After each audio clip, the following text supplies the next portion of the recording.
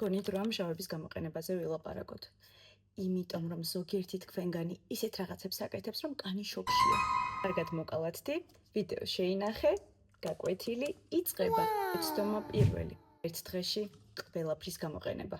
გლიკოლის მჟავა, სალიცილის მჟავა, რეტინოლი, სკრაბი.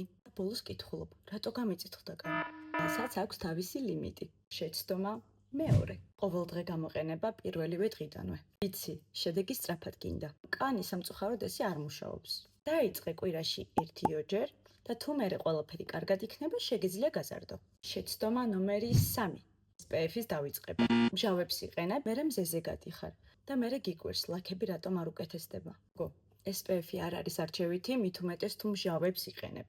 ბოლოს, მეტი პროდუქტი უკეთეს შედეგს არ ნიშნავს.